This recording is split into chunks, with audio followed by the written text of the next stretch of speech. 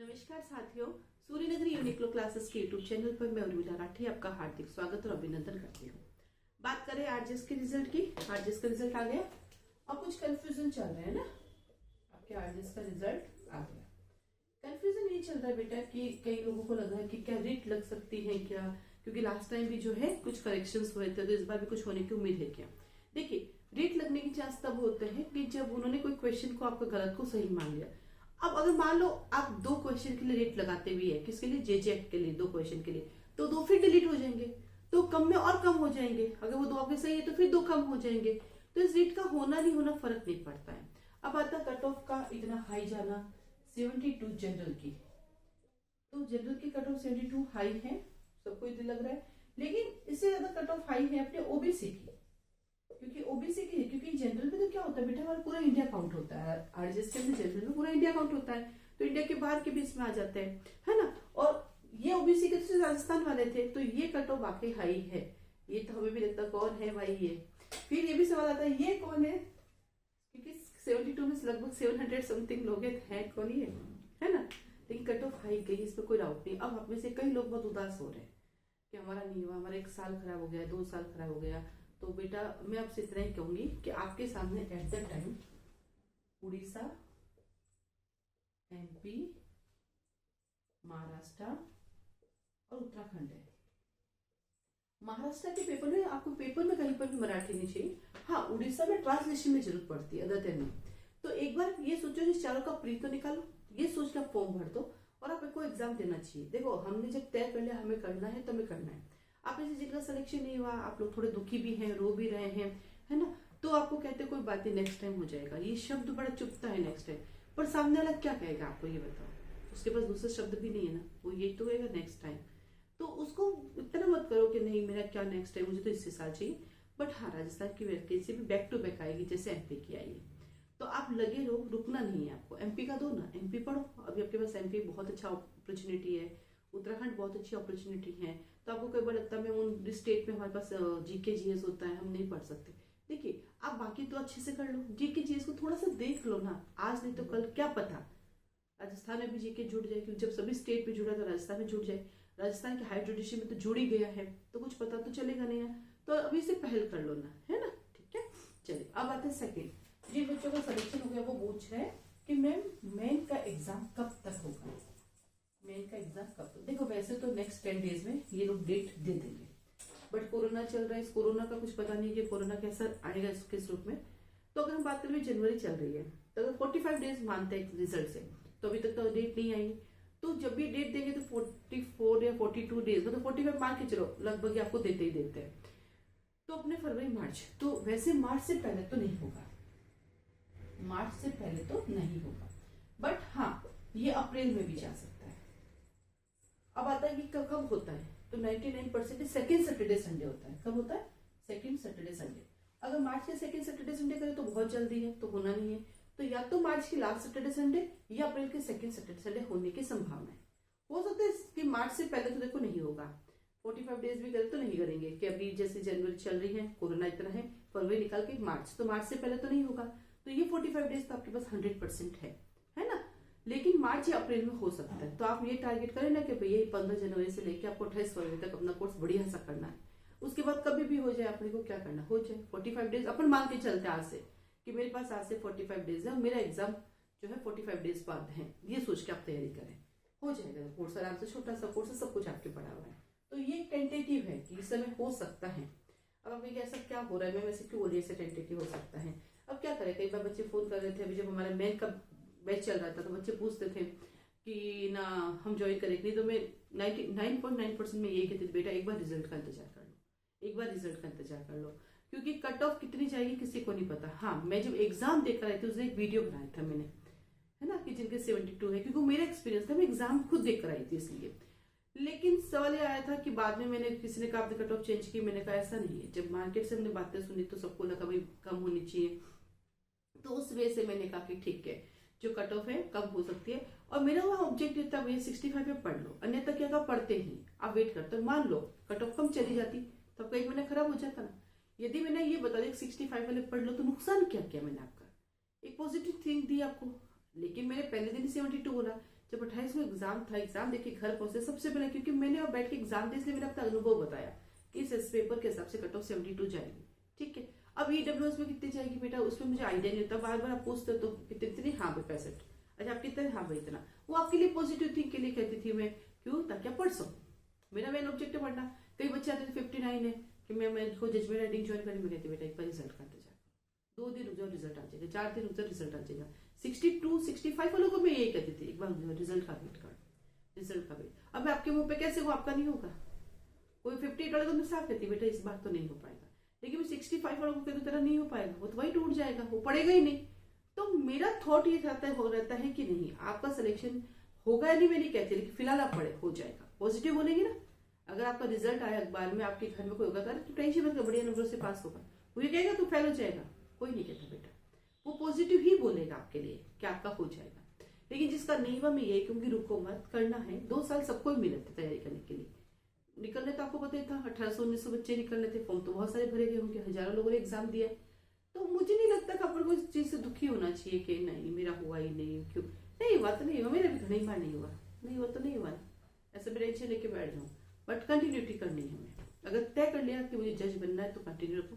आपको लगता है कि नहीं मेरे बहुत साल खराब पड़े, मुझे कुछ नया करना है, तो आप कॉलेज का एग्जाम दो, आप कॉलेज के अंदर गेस्ट फैकल्टी बन जाओ, प्राइवेट जो कॉलेज चल रहा है पढ़ाना शुरू कर दो, जिससे आप कुछ काम कर पाएंगे। यदि आपके नेट है तो नेट के थ्रू आप कॉलेज में जाइए, पीएचडी नहीं है तो पीएचडी का फॉर्म भरिए, साइड में वो करते रहिए। देखिए ये कॉम्पिटिशन एग्जाम है, इनका कोई फिक्स नहीं होता कि आपका होगा नहीं होगा, बट आप लॉ पास आउट साइड में कुछ करते रहिए, अपने छोटे छोटे यूट्यूब पे वीडियो बना के डालिए, अपने आपने जो पढ़ाई की है, लोग आपसे जुड़ेंगे, आपकी कंटिन्यूटी रहेगी, कोई नुकसान नहीं होगा, आपका फायदा ही होगा। आप पढ़ाइए, किसने रोका आपको पढ़ने के लिए, जो थोड़ी आपकी क्लास में 100 बच्चे होने चाहिए, 20 बच्चों से भी शुरुआत कर सकते हो, 2 बच्चों से भी शुरुआत कर सकते हो। मैंने स्टार्ट किया 2 बच्चों से किया था, है ना। वो क्वालिटी डेवलप कीजिए, क्योंकि हम लॉ वाले भैया, हम वकालत कर सकते हैं, हम कोचिंग चला सकते हैं, लॉ का ज्ञान बांट सकते हैं, कॉलेज में पढ़ा सकते हैं, गेस्ट फैकल्टी बन सकते हैं, हमारे पास बहुत सारी अपॉर्चुनिटी है। आपको लगता नहीं मैं जुडिशरी को इतना बढ़िया नहीं पढ़ा सकती, आप LLB first year second year final year को पढ़ाइए, उनके लिए भी फैकल्टी की जरूरत है, आपकी कंटिन्यूटी रह जाएगी, कॉलेज में जाइए, गेस्ट फैकल्टी, हम एडवोकेट्स को लेते हैं, पता है लोगों को बहुत सारी अपॉर्चुनिटीज है हमारे सामने। फिर भी आपको लगता है कि आप फीमेल हैं, 2 बच्चे हैं आपके पास, तो आप बच्चों को संभालिए, 1-2 साल बच्चों को टाइम दीजिए, आप अपने आपको रिलैक्स कीजिए, फिर वापस दीजिए, क्या पता उनकी मेहनत से, उनकी दुआओं से आपका हो जाए। और एक ना पॉजिटिव, घर में एक पॉजिटिवनेस मिलता है जब भी आप घर वालों के लिए कुछ काम करते हो, मम्मी पापा के लिए काम करते हो, वो आपको एक सपोर्ट देते हैं, वो भी आपके लिए काम हो सकता है। तो करिए, बस रुकिए मत, ना बिल्कुल परेशान मत होइए, रोइए मत, नहीं हुआ तो नहीं हुआ, मेहनत आपने की। अगर आपने मेहनत नहीं की होती फिर नहीं होता ना, तो लगता ठीक है, लेकिन मेहनत की ना, अपनी तरफ से कोई कमी नहीं थी, अब नहीं हुआ वो हमारे हाथ में नहीं है। अगर हमारे हाथ में होता तो हम सब जब कब के बन जाते ना। हम में से कई बच्चे जो 4थी बार 5वीं बार 6ठी बार एग्जाम दे रहा है, फिर तो कब का सिलेक्शन हो जाता। बट हमें खुश इस चीज से होना चाहिए, मैंने मेहनत की, आज मुझे सब कुछ आता है, मैं कर सकता हूँ, नेक्स्ट टाइम पक्का करके दिखाऊंगा। जरूरी नहीं मैं यही हूँ, मेरा कहीं और भी हो सकता है ना। हम कई बार एक ही जगह पकड़ के बैठ जाते हैं, मुझे यही करना है, और जैसे आप बाहर निकलते हो तो वही दूसरी जगह पे आपका हो जाता है।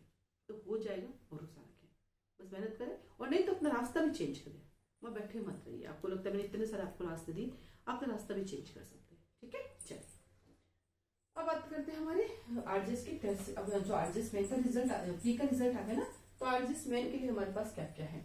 अभी आरजेएस मेन के लिए हम लोग कुछ प्रिपरेशन करा रहे हैं, आप लोग चाहे तो उसको ज्वाइन कर सकते हैं।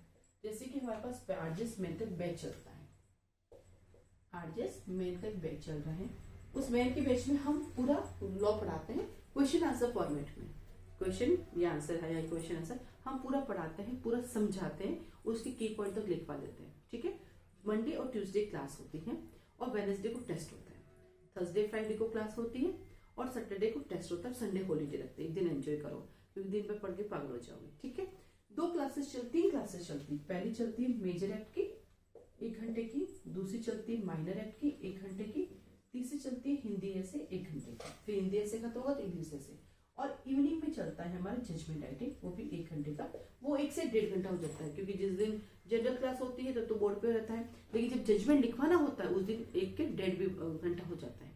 हिंदी मीडियम वालों को पूरा जजमेंट हिंदी में लिखवाते हैं, और इंग्लिश मीडियम वालों को पूरा जजमेंट लिखाते हैं, पूरे 13-14 पॉइंट, एक लाइन, एक वर्ड्स लिखाते हैं, प्रैक्टिस पॉइंट ऑफ व्यू से, है ना। तो ये चलते हमारा एक कोर्स चलता है मेन का।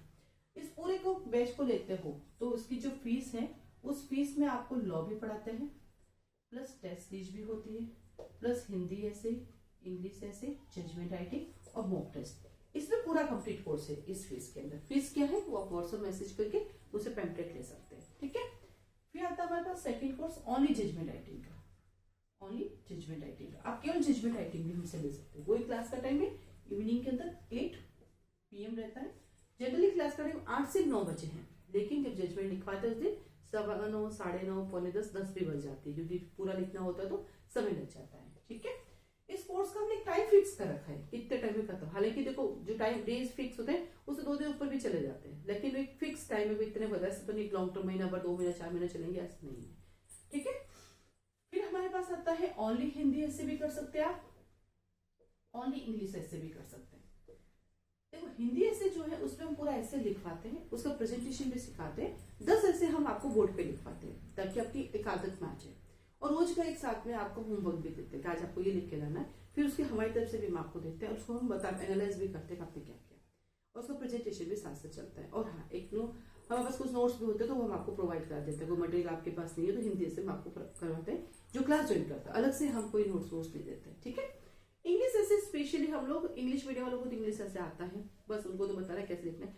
हिंदी मीडियम वालों के लिए इंग्लिश ऐसे में हम पूरा सेंटेंस फॉर्मेशन का एक पार्ट रखते हैं कि भाई मान लो कुछ भी आया तो कैसे करना है, डेली बेसिस पे आपको कैसे करना है। और 10 ऐसे उनको भी हम बोर्ड पे लिखवाएंगे और 11 से साइड बाय साइड मेहनत करवाते रहेंगे।